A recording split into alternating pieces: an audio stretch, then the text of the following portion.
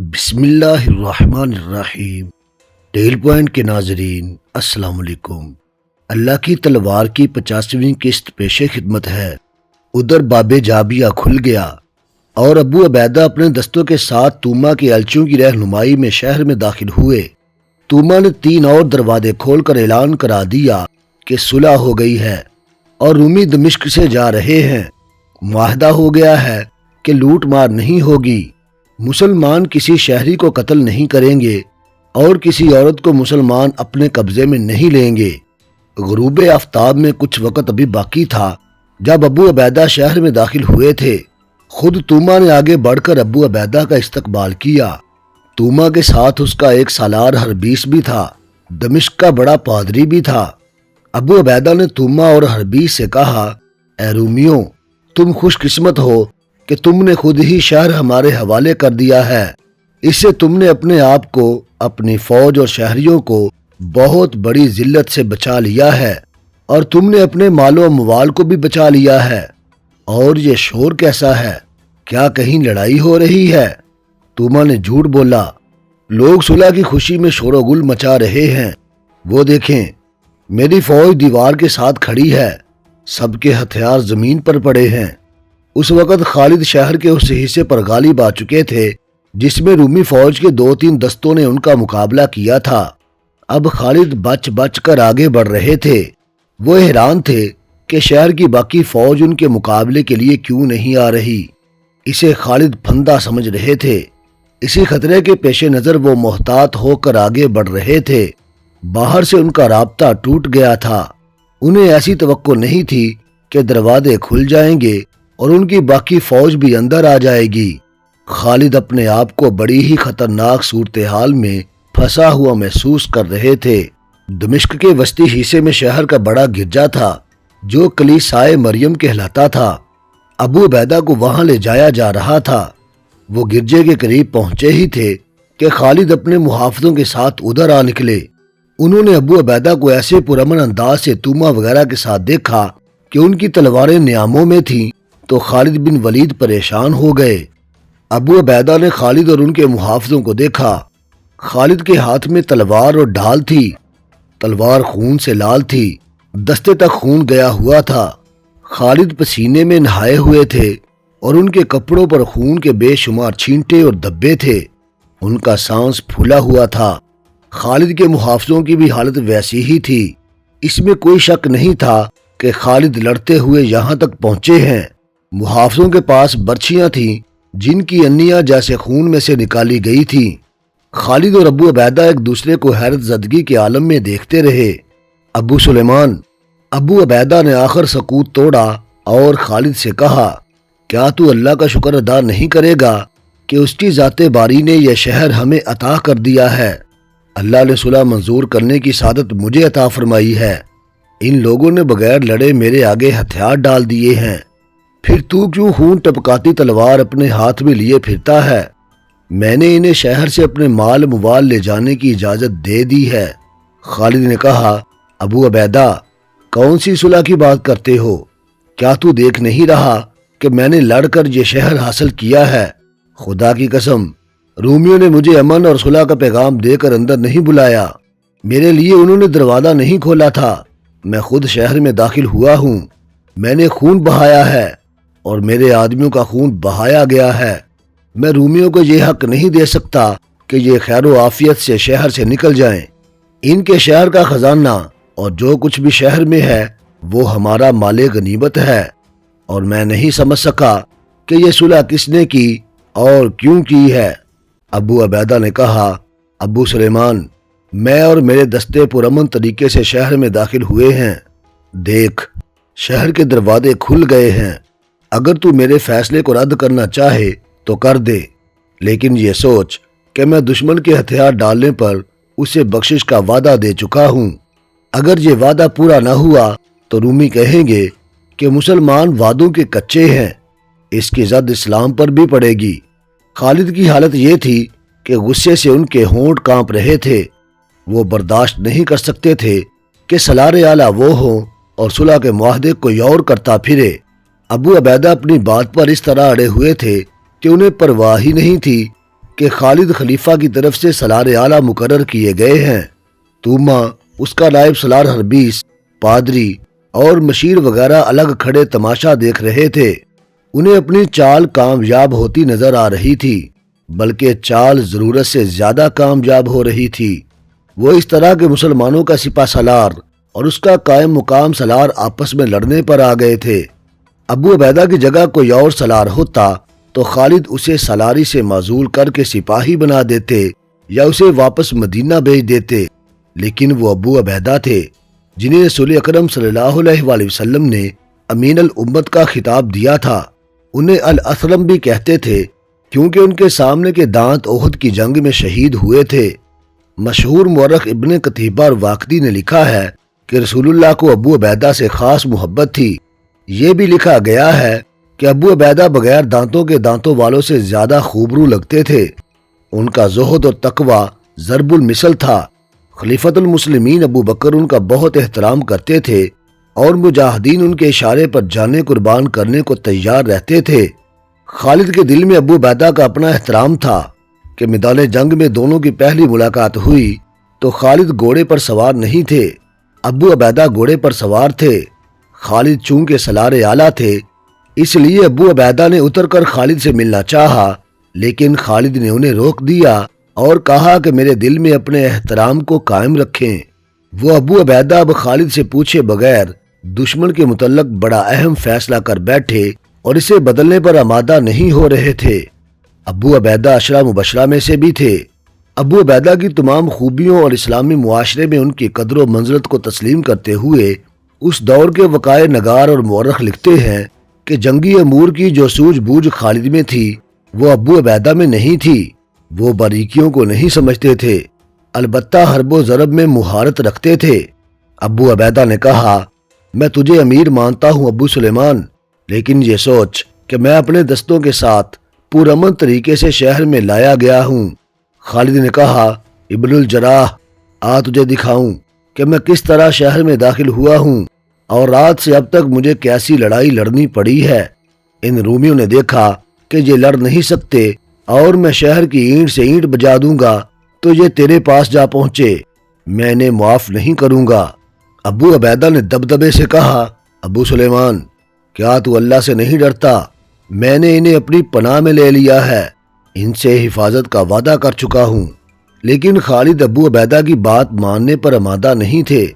ابو عبیدہ نے افسوس کے لہجے میں کہا، آہ ابو سلیمان، میں نے جب ان کی شرطیں سن کر انہیں حفاظت کا وعدہ دیا تھا اس وقت مجھے گمان تک نہ ہوا تھا کہ تو میرے فیصلے پر اعتراض کرے گا۔ میں یہ بھی نہیں جانتا تھا کہ تو لڑ رہا ہے۔ میں نے اپنے اللہ اور رسول کریم صلی اللہ علیہ وآلہ وسلم کے احکام کے مطابق اور انہی کے نام پر رومیوں کو بخش دیا ہے۔ سمجھ لے ابو سلیمان، میری بات سمجھ لے، مجھے بدعہدی کا ارتکاب نہ کرنے دے۔ دونوں کے درمیان بحث چلتی رہی۔ خالد کے محافظوں کو بھی غصہ آ گیا۔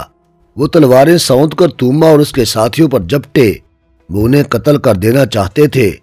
انہیں کسی طرح شک ہو گیا تھا کہ یہ رومیوں کی چال ہے جو دو سالاروں کو لڑا رہی ہے۔ محافظوں نے توما وغیرہ پر حملہ بولا تو ابو عبیدہ دوڑ کر ان کے آگے ہو گئے۔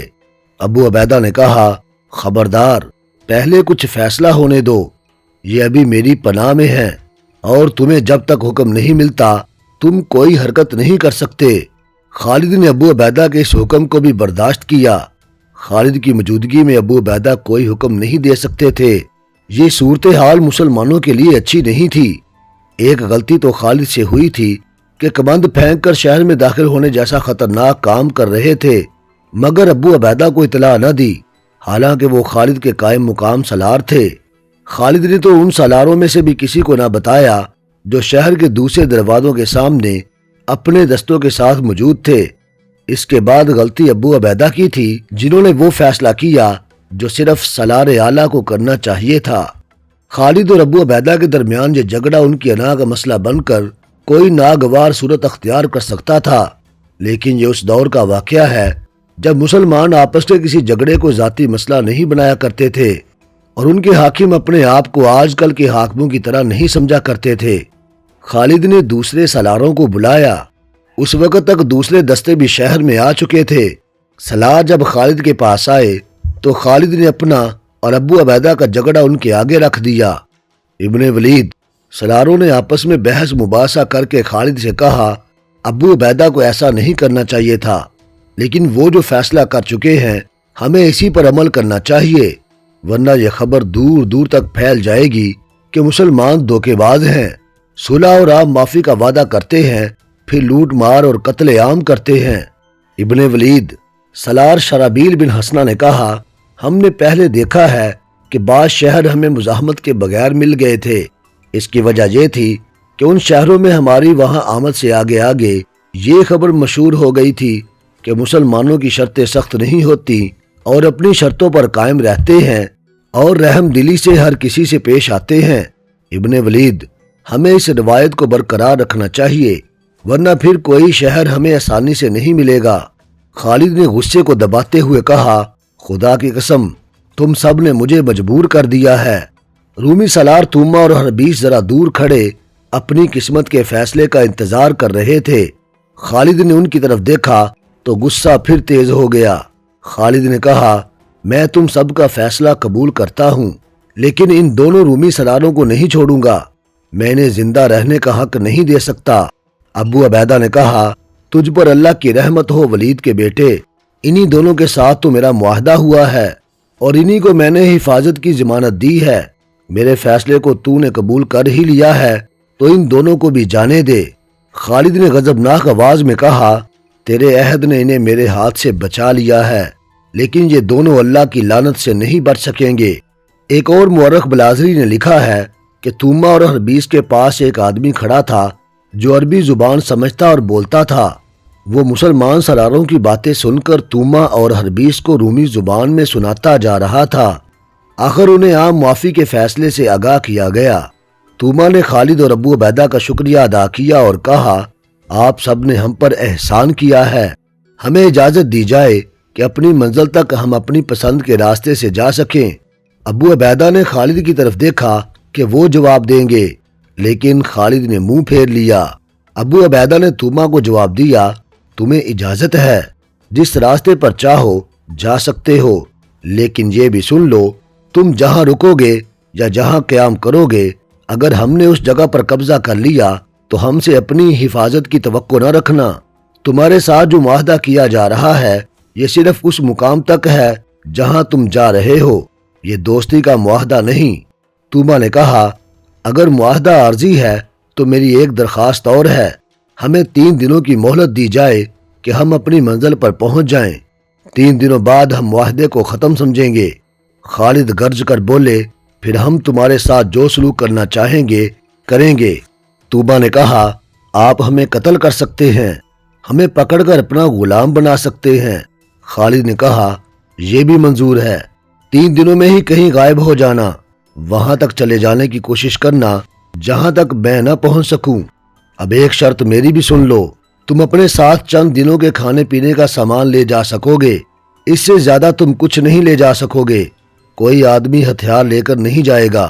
ابو عبیدہ نے خالد سے کہا، نہیں ابو سلیمان، تیری یہ شرطیں اس معاہدے کے خلاف ہیں جو میں نے ان کے ساتھ کیا ہے، یہ اپنا مال و اسباب اور جو کچھ یہ لے جا سکتے ہیں لے جائیں، میں نے یہ حق دے چکا ہوں۔ خالد نے گزشتہ رات اپنے آپ کو زندگی کے سب سے بڑے خطرے میں ڈالا تھا کہ دیوار پر کمند پھینک کر اوپر چلے گئے تھے۔ اب ابو عبیدہ نے خالد کو ایک اور بڑے ہی سخت امتحان میں ڈال دیا تھا۔ خالد رومیوں پر اپنی کوئی نہ کوئی شرط عائد کرنا چاہتے تھے، مگر ابو عبیدہ ان کی ہر شرط کو یہ کہہ کر رد کر دیتے تھے کہ توما کے ساتھ وہ کچھ اور معاہدہ کر چکے ہیں۔ خالد کو بار بار اپنے غصے کو دبانا پڑتا تھا، یہ کام بہت مشکل تھا۔ خالد نے کہا، لے جائیں، جو کچھ اٹھا سکتے ہیں لے جائیں، لیکن ان میں کوئی ہتھیار اپنے ساتھ نہیں لے جائے گا۔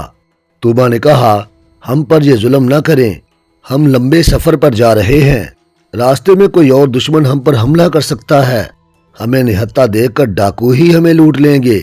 اگر آپ ہمیں نہتہ یہاں سے نکالنا چاہتے ہیں تو ہمیں یہیں رہنے دیں اور ہمارے ساتھ جیسا سلوک چاہیں کریں۔ ایک طرف آپ کی نیکیاں اتنی ہیں کہ ان کا شمار نہیں، مگر آپ کا یہ حکم ہمارے قتل کے برابر ہے کہ ہم نہتے جائیں۔ خالد کچھ دیر توما کے منہ کی طرف دیکھتے رہے، ان کا چہرہ بتا رہا تھا کہ وہ اپنے اوپر جبر کر رہے ہیں۔ خالد نے کہا، اے رومی سالار، تو خوش قسمت ہے کہ صلح کے لیے تو میرے پاس نہیں آیا تھا۔ میں تجھے ہتھیار اپنے ساتھ لے جانے کی بھی اجازت دے دیتا ہوں، لیکن شرط یہ ہے کہ ہر شخص جس میں تو بھی شامل ہے صرف ایک ہتھیار لے جا سکتا ہے، ایک تلوار یا ایک برچھی یا ایک کمان، اور ایک ترکش یا ایک برچھی یا ایک خنجر۔ اس کے بعد معاہدہ لکھا گیا جس کے الفاظ یہ تھے، بسم اللہ الرحمن الرحیم۔ سالار اعلیٰ عساکر مدینہ خالد بن ولید کی طرف سے دمشق کے باشندگان کے ساتھ یہ معاہدہ ہوا ہے۔ مسلمان شہر دمشق میں داخل ہوں گے اور وہ اس کے ذمہ دار ہوں گے کہ شہر کے لوگوں کے جان و مال کا، ان کی املاک کا، ان کی عزت و آبرو کا تحفظ کریں۔ اس میں ان کی عبادت گاہوں اور شہر کی فصیل کا تحفظ بھی شامل ہے۔ انہیں اللہ رسول اور تمام تر مومنین اور خلیفۃ المسلمین کی طرف سے ضمانت دی جاتی ہے۔ ان کے ساتھ مسلمان رحم دلی اور ہمدردی کا سلوک اس وقت تک جاری رکھیں گے جب تک اہل دمشق جزیہ دیتے رہیں گے۔ جزیہ کی رقم 1 دینار فی کس مقرر ہوئی اور کچھ مقدار اناج وغیرہ کی مقرر ہوئی جو اہل دمشق نے مسلمانوں کو دینی تھی۔ وہ منظر مجاہدین کے لیے بڑا ہی تکلیف دہ تھا جب رومی فوج دمشق سے روانہ ہوئی۔ جو شہری دمشق میں نہیں رہنا چاہتے تھے وہ فوج کے ساتھ جا رہے تھے۔ ان کی فوج نے شہریوں کو اپنے حصار میں لے رکھا تھا جیسے مسلمان ان پر ٹوٹ پڑیں گے۔ رومی سپہ سالار توما بھی جا رہا تھا۔ اس کی اس آنکھ پر پٹی بندھی ہوئی تھی جس میں تیر کا ٹکڑا ابھی تک موجود تھا۔ اس کے ساتھ اس کی بیوی تھی جو شہنشاہ روم ہرقل کی بیٹی تھی۔ اس وقت کی وہ بہت ہی حسین اور جوان عورت تھی۔ شاہی مال و اسباب بے شمار گھوڑا گاڑیوں میں جا رہا تھا۔ ظاہر ہے ان گاڑیوں میں خزانہ بھی جا رہا تھا۔ دمشق کے وہ باشندے جنہوں نے دمشق میں رہنا پسند نہیں کیا تھا وہ اپنا مال و متاع گھوڑا گاڑیوں اور ریڑوں پر لے جا رہے تھے جنہیں خچر کھینچ رہے تھے۔ ان میں منڈی کا مال اور تجارتی سامان بھی جا رہا تھا۔ مورخ بلازری اور واقدی لکھتے ہیں کہ سونے چاندی کے بعد جو بیش قیمت سامان جا رہا تھا وہ بڑے عمدہ زربفت کی 300 سے کچھ زیادہ گانٹیں تھی۔ ایک مورخ نے لکھا ہے کہ یہ ہرقل کی تھی اور بعض نے لکھا ہے کہ یہ منڈی کا مال تھا۔ لوگ دودھ والے مویشی بھی ساتھ لے جا رہے تھے۔ مختصر یہ کہ دمشق سے تمام مال و دولت جا رہا تھا۔ خالد کے مجاہدین دیکھ رہے تھے۔ یہ ان کا مال غنیمت تھا جو ان کا جائز حق تھا۔ زیادہ افسوس ان دستوں کے مجاہدین کو ہو رہا تھا جنہوں نے شہر کے اندر جا کر بڑی سخت لڑائی لڑی تھی۔ اس سے بھی زیادہ افسوس ان 100 جاں بازوں کو تھا جن میں سے 50 کمندوں سے دیوار پر گئے تھے اور باقی 50 دروازہ کھلتے ہی سب سے پہلے اندر گئے تھے۔ ان سب نے لڑ کر شہر لیا تھا۔ خالد کا اپنا یہ حال تھا کہ دمشق سے جانے والے مال و اسباب کو دیکھ دیکھ کر غصے سے ان کا چہرہ سرخ ہو گیا تھا۔ انہوں نے اپنے مجاہدین کو دیکھا۔ ان کے چہروں پر افسردگی اور غصے کے تاثرات صاف نظر آ رہے تھے۔ بعض کے تاثرات تو ایسے تھے جیسے وہ دمشق سے جانے والوں پر حلہ بول دیں گے اور اپنا حق وصول کر لیں گے۔ مورخ واقدی اور ابن قتیبہ نے لکھا ہے کہ خالد کے لیے اپنے غصے پر قابو پانا محال ہو رہا تھا۔ آخر انہوں نے دونوں ہاتھ آگے اور کچھ اور اوپر کر کے آسمان کی طرف دیکھا اور ذرا اونچی آواز میں کہا، یا اللہ، یہ سامان تو تیرے مجاہدین کا تھا، یہ انہیں دے دے۔ خالد کی جذباتی حالت ٹھیک نہیں تھی۔ خالد کو اپنے قریب آواز سنائی دی، سالار محترم، آپ کو دمشق مبارک ہو۔ خالد نے ادھر دیکھا، وہ یونس ابن مرکز تھا۔ اسے دیکھ کر خالد کو یاد آیا کہ اس شخص نے اس لڑکی کی خاطر دمشق فتح کروا دیا تھا جس کے ساتھ اس کی شادی ہو چکی تھی، لیکن لڑکی کے ماں باپ اسے یونس ابن مرکز کے ساتھ نہیں بھیج رہے تھے۔ خالد نے کہا، ابن مرکز، دمشق تجھے مبارک ہو، یہ کارنامہ تیرا ہے۔ تو نہ ہوتا تو ہم اس شہر میں داخل نہیں ہو سکتے تھے، لیکن میں نے جسے حاصل کرنے کے لیے اپنے آپ کو خطرے میں ڈالا اور جہاں کی بادشاہی ختم کرا دی وہ مجھے نہیں ملی۔ خالد نے پوچھا، کیا اس کے ماں باپ یہی ہیں؟ یونس ابن مرکز نے جواب دیا، وہ چلے گئے ہیں۔ میں لڑکی سے ملا تھا، اسے کہا کہ وہ ماں باپ کو بتائے بغیر میرے ساتھ آ جائے، میری محبت اس کی روح میں اتری ہوئی ہے۔ وہ فوراً تیار ہو گئی، لیکن کہنے لگی کہ مسلمان آ گئے ہیں، یہ مجھے اپنے ساتھ لے جائیں گے، پھر تم کیا کرو گے؟ میں نے اسے کہا کہ میں بھی مسلمان ہوں، تم اب محفوظ ہو۔ اس نے حیران ہو کر پوچھا کہ تم نے یہ کیوں کہا ہے کہ تم بھی مسلمان ہو؟ میں نے اسے بتایا کہ میں مسلمان ہو چکا ہوں۔ اتنا سننا تھا کہ وہ بالکل ہی بدل گئی، کہنے لگی کہ اپنے مذہب میں واپس آ جاؤ۔ میں نے اسلام کی خوبیاں بیان کی تو اس نے کہا اگر تم اپنے مذہب میں واپس نہیں آؤ گے تو میری محبت نفرت میں بدل جائے گی۔ میں نے کہا کہ محبت مذہب کو نہیں دیکھا کرتی۔ میں نے یہ بھی کہا کہ میں اب مسلمان ہی رہوں گا۔ اس نے کہا میں قسم کھاتی ہوں کہ آج کے بعد تمہاری شکل دیکھنا بھی گوارا نہیں کروں گی، میں دمشق سے جا رہی ہوں۔ اور وہ چلی گئی۔ خالد نے پوچھا کیا تم بھی اس کی محبت کو نفرت میں نہیں بدل سکتے؟ یونس ابن مرکس نے کہا نہیں محترم سالار، میری محبت ایسی نہیں، یہ لڑکی مجھے نہ ملی تو شاید میں پاگل ہو جاؤں۔ میں نے آپ کو ایک شہر دیا ہے، کیا آپ مجھے ایک لڑکی نہیں دلا سکتے؟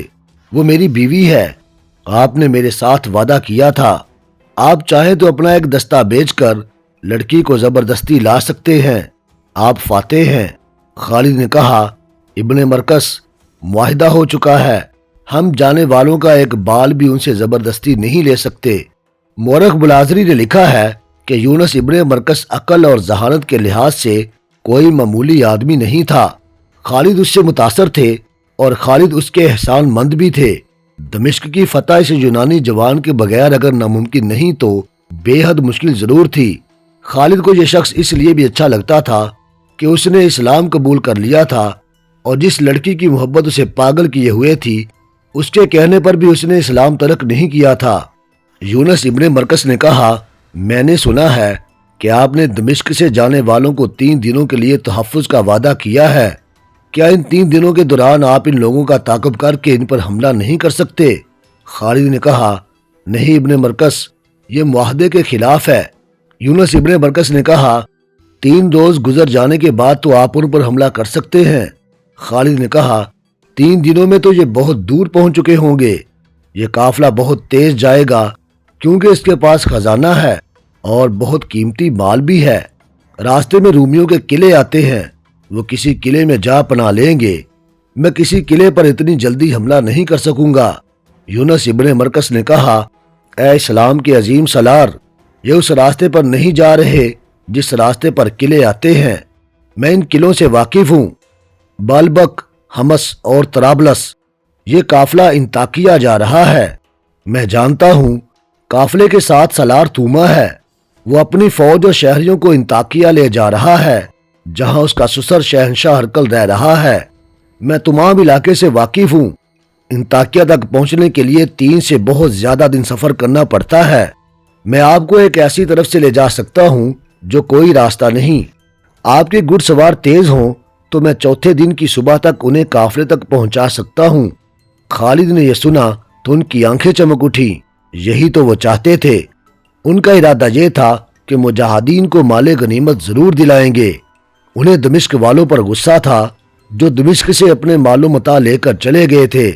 یونس ابن مرکس نے کہا میں آپ کی رہنمائی کروں گا، میں آپ سے کچھ نہیں لوں گا، مجھے صرف میری بیوی دلا دینا۔ بقیہ حصہ انشاءاللہ ہم اگلی اقساط میں بیان کریں گے۔